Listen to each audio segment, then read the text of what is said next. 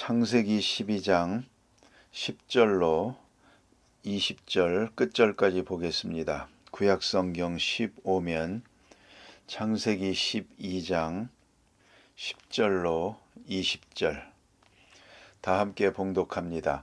그 땅에 기근이 들었으므로 아브라함이 애굽에 거류하려고 그리로 내려갔으니 이는 그 땅에 기근이 심하였음이라. 그가 애굽에 가까이 이르렀을 때에 그의 아내 사레에게 말하되 내가 알기에 그대는 아리따운 여인이라. 애굽 사람이 그대를 볼 때에 이르기를 이는 그의 아내라 하여 나는 죽이고 그대는 살리리니 원하건대 그대는 나의 누이라 하라. 그러면 내가 그대로 말미암아 안전하고 내 목숨이 그대로 말미암아 보존되리라 하니라. 아브라함이 애굽에 이르렀을 때에 애굽 사람들이 그 여인이 심히 아리따움을 보았고 바로의 고관들도 그를 보고 바로 앞에서 칭찬하므로 그 여인을 바로의 궁으로 이끌어 들인지라. 이에 바로가 그로 말미암아 아브라함을 후대하므로 아브라함이 양과 소와 노비와 암수 나귀와 낙타를 얻었더라. 여호와께서 아브라함의 아내 사레의 일로 바로와 그 집에 큰 재앙을 내리신지라. 바로가 아브라함을 불러서 이르되 내가 어찌하여 나에게 이렇게 행하였느냐. 내가 어찌하여 그를 내 아내라고 내게 말하지 아니하였느냐. 내가 어찌 그를 누이라 하여 내가 그를 데려다가 아내로 삼게 하였느냐. 내 아내가 여기 있으니 이제 데려가라 하고 바로가 사람들에게 그의 일을 명하매 그들이 그와 함께 그의 아내와 그의 모든 소유를 보내었더라. 아멘. 오늘은 아브라함이 본토인 갈대아 우르를 떠나서 하란을 거쳐 가나안 땅으로 왔습니다. 갈대아 우르는 동쪽에 있고 하란은 북쪽에 있고 가나안은 그보다 남쪽에 있습니다. 이러한 가나안 땅에 거하면서 되어졌던 첫 번 사건을 오늘 본문에서 보게 됩니다. 이것은 아브라함에게 내려진 첫 번 시험입니다. 이러한 시험과 시련을 통해서 아브라함의 믿음을 확실하게 하고 내적으로 성장하게 하려는 것입니다.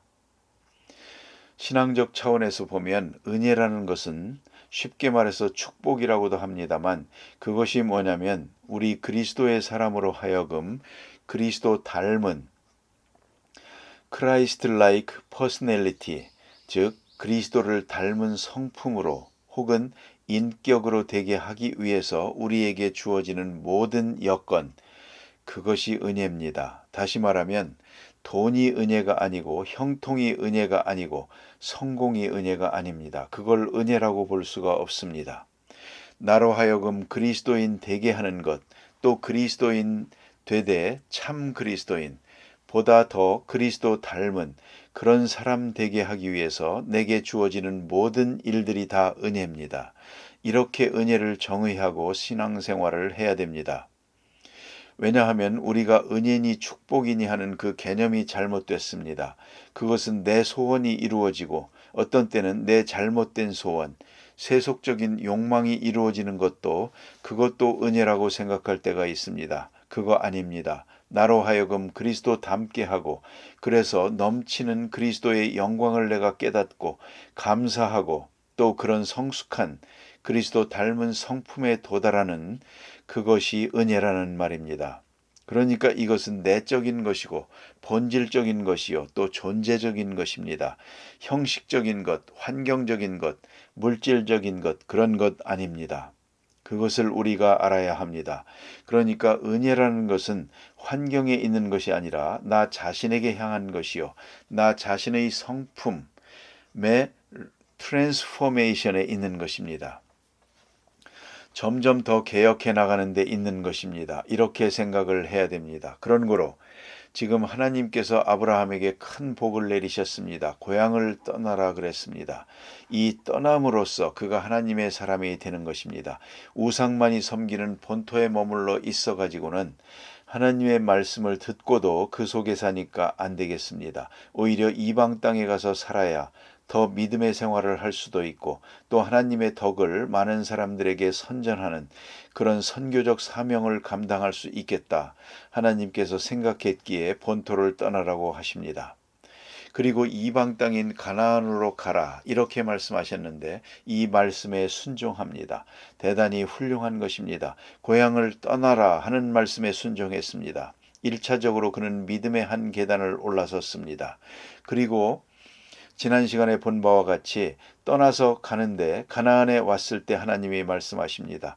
7절에 보니 아브라함에게 나타나서 말씀하시기를 내가 이 땅을 내 자손에게 주리라. 이 땅, 가나안 땅입니다. 멀쩡한 남의 땅입니다. 이 땅을 너와 내 후손에게 준다. 이제 확실하게 말씀하셨습니다. 막연하게 지시할 땅으로 가라 했지만 이제는 확실하게 구체적으로 이 땅이라는 것이 정해졌습니다. 여기서 한평생 살아야 된다. 이렇게 정해졌습니다. 그 다음에 또 그가 잘한 것이 이 문제에 대해서 그가 한 응답이 뭐냐면 그것은 하나님 앞에 제사를 드린 것입니다. 그 땅에 살면서 이리저리 옮겨 다니면서 그는 하나님 앞에 제사를 드렸습니다. 요즘 말로 말하면 예배입니다. 이것이 기도입니다.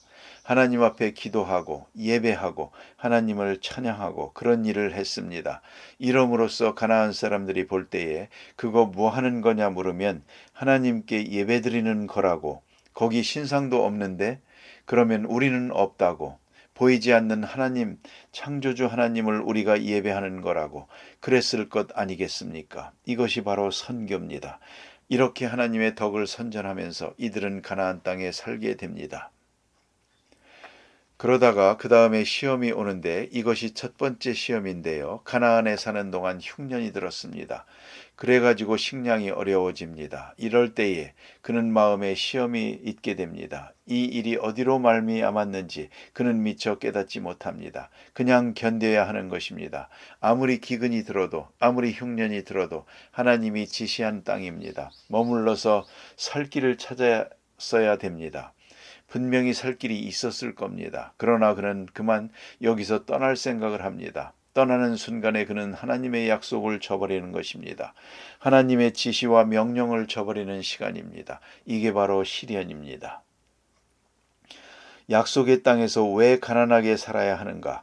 가난해도 그건 약속의 땅이라는 것을 잊어서는 안 됩니다. 살 길이 있었을 것입니다. 하나님께서 분명히 이 땅을 내게 축복으로 주셨으니까 여기 머물러야겠다 생각했으면 좋은 길이 있었을 것입니다. 하나님이 주신 축복을 지켜갈 생각을 못하고 그는 그만 이 땅을 떠날 생각을 하게 됩니다. 이것이 큰 시험입니다.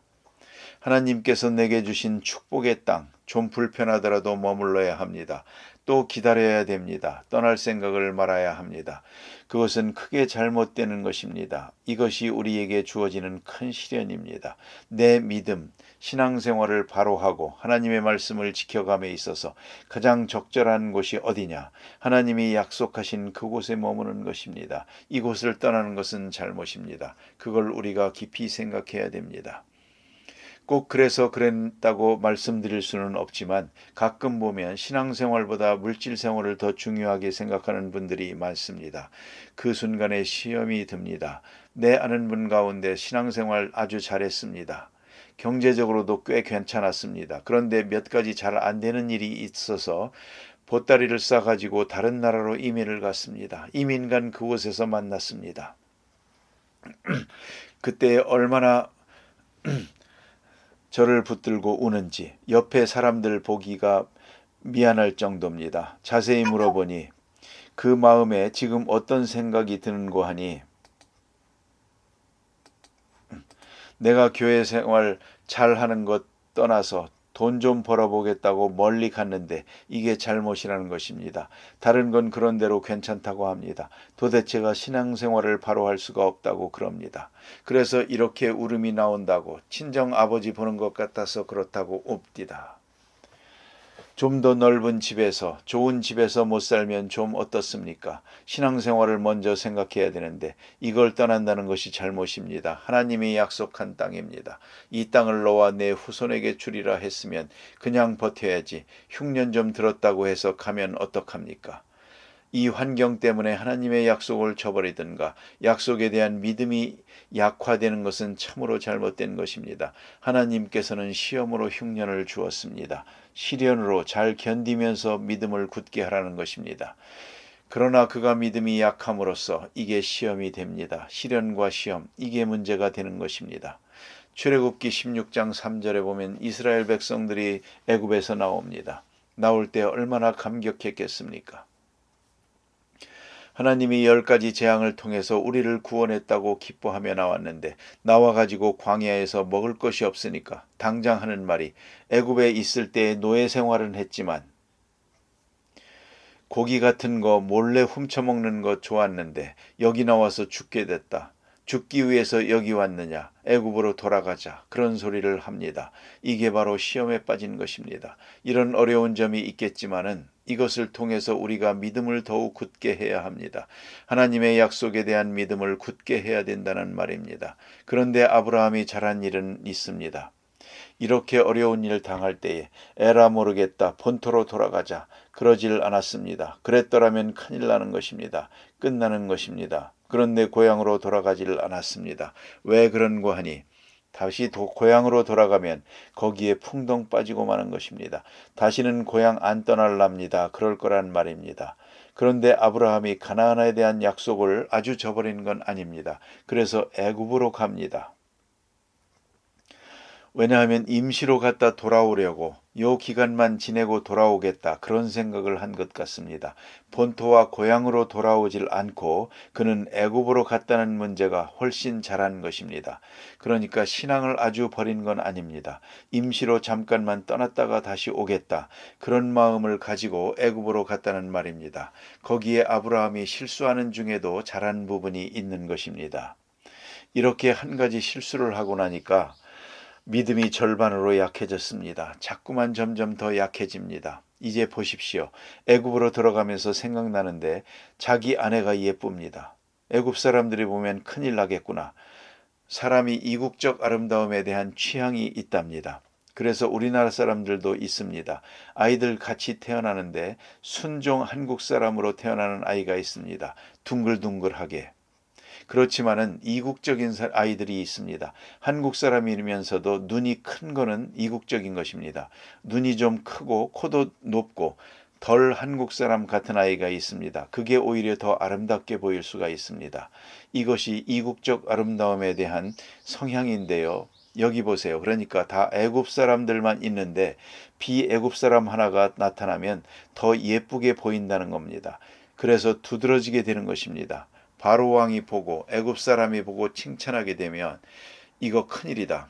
바로 왕이 자기 첩을 만들려고 할 텐데 아내를 뺏기 위해서 남편 되는 자기를 죽일 거다. 철저하게 자기 생각만 한 것입니다. 오늘 본문에 보면 이 사람이 참 어이가 없는 사람입니다. 나를 죽일 테니까 누이라고 하자. 자기 아내 팔아서 자기 살겠다는 겁니다. 너는 잠시 동안 애굽의 첩이 되라. 그래서 나는 목숨을 부지해야 되겠다. 참 아브라함입니다.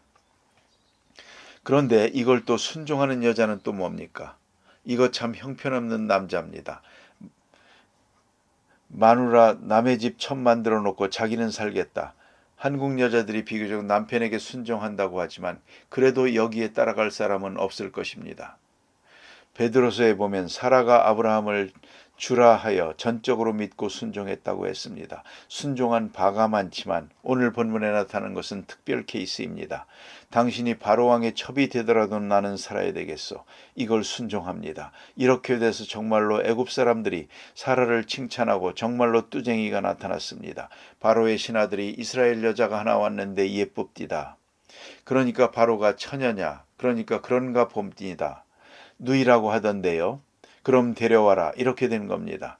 데려와서 결국은 취하게 되었는데 하나님께서 재앙을 내렸다 하는데 이 재앙이 뭔지를 알 수가 없습니다. 일반적으로 재앙이라고 할 때는 온역이 제일 많습니다. 피부병이 생기고 추측할 수는 없지만 아마도 그런 것이었을 거라고 합니다.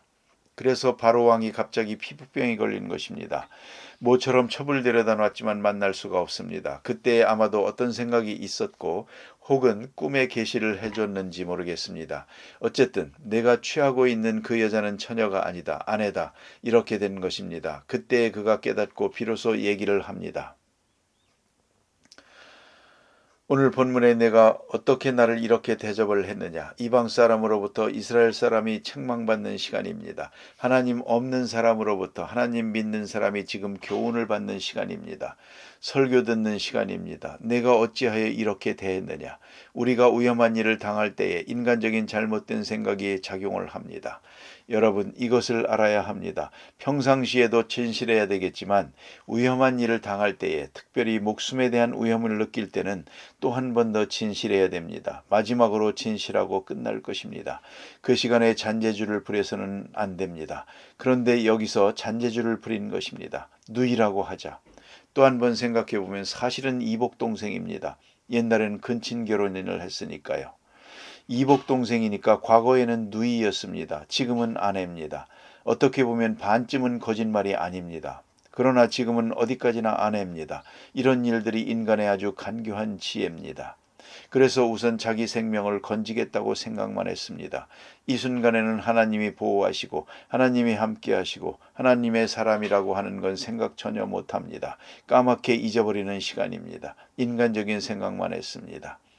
하나님의 사람으로 하나님께서 함께 하신다고 하는 생각을 했다면 이렇게 할 수는 없는 것입니다. 그런데 그는 이런 실수를 합니다. 그러나 하나님이 보호해 주어서 무사합니다. 하나님이 보호해 주시지 않았더라면 어쩌면 아내도 잃고 자기 생명도 잃을 뻔했습니다. 하나님이 전적으로 지켜주심으로 이제 그가 무사하고 오히려 후한 대접을 받고 양과 소를 많이 얻어가지고 돌아옵니다. 돌아오면서 무슨 생각을 했겠습니까? 그야말로 하나님께 크게 감사했을 것입니다. 나는 죄인이로소이다. 그랬을 것입니다. 나는 미련합니다. 하나님께 영광 돌립니다. 한결 더 하나님께 충성할 결심을 했을 것입니다. 믿음이 한 단계 훨씬 높이 자라게 됐을 것입니다. 그리고 그가 이제 가나안 땅에 돌아오면서 내가 다시는 이 땅을 떠나지 않을 것이다 생각을 했을 것입니다.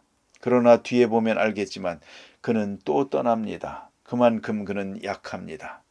다 같이 기도하십시다.